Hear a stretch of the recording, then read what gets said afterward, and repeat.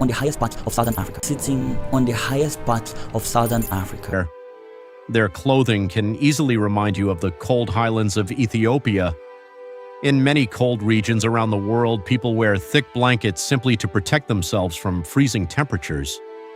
But in Lesotho, the famous Basotho blanket is much more than protection against the cold.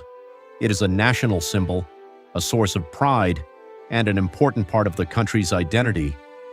From shepherds in the mountains to members of the royal family, the Basotho blanket is worn by people from every level of society.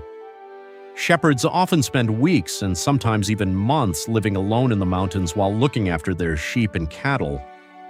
Life in these highlands is very different from most parts of Africa. The weather changes quickly with freezing temperatures and powerful winds. Since there are often no permanent shelters or heating sources, the blanket becomes their closest companion. During the day, it rests on their shoulders, and at night it keeps them warm while they sleep beneath the cold mountain sky. Historians believe that the Basotho blanket first arrived in Lesotho during the 19th century. According to tradition, Queen Victoria of Britain presented the first blanket as a gift to King Moshoeshoe I. The king, who ruled from the cold mountain regions, admired the blanket so much that he wore it regularly. Over time, it became one of his most recognizable symbols. Eventually, it evolved into royal ceremonial attire and remains an important part of the monarchy today. As the custom spread, chiefs and nobles began wearing similar blankets.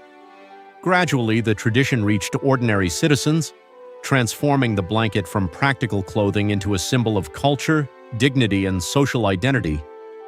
Different designs and patterns began representing different social positions and occasions. Today, every blanket tells its own story, reflecting history, tradition, and personal identity. The Basotho blanket is now worn during weddings, funerals, national celebrations, cultural festivals, and official ceremonies. When the king appears before his people or welcomes international guests, the blanket represents honor, heritage, and national pride. Another symbol that immediately catches visitors' attention is the famous Basotho hat, known as the mokorotlo. To outsiders, it may look like a simple straw hat, but to the people of Lesotho, it carries deep cultural significance. It is such an important national symbol that it appears on the country's flag, passport, and official emblems. The mokorotlo became famous because King Moshoeshoe I frequently wore it during the 19th century. Today, it represents leadership, wisdom, respect, and unity. Its unique cone-shaped design is believed to be inspired by Mount Cologne, a distinctive mountain near the capital city. The mountain itself holds great historical and spiritual importance for the Basotho people, making the hat a powerful symbol of their connection to the land. Lesotho is a small country completely surrounded by South Africa. It is one of only 3 countries in the world entirely enclosed by another single nation, alongside Vatican City and San Marino. No matter how you travel, by land or by air, you must pass through South Africa to enter or leave Lesotho. The country has a population of about 2.3 million people, most of whom belong to the Basotho ethnic group. It is also one of Africa's few constitutional monarchies. Many people wonder how such a small country managed to remain independent while surrounded by a much larger neighbor. The answer lies in history. During the early 19th century, King Moshoeshoe I united the previously divided Basotho clans into a strong kingdom.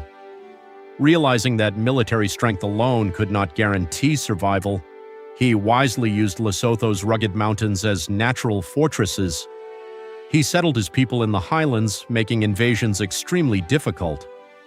At the same time, he established diplomatic relationships with foreign powers. When pressure from neighboring groups increased, Moshoeshoe sought British protection.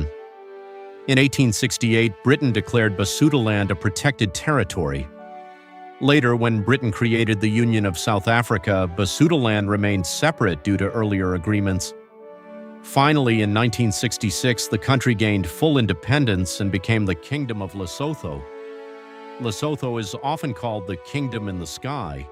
Its lowest point sits more than 1,400 meters above sea. This is Lesotho, a tiny mountain kingdom, literally sitting on the highest part of southern Africa. In the 1800s, King Moshoeshoe I brought together the Basotho people and built his fortress high in the Maluti Mountains. That geography gave him a huge advantage. Zulu warriors and bow settlers tried to conquer him, but the mountains made it nearly impossible. Still, the wars with the Boers were brutal.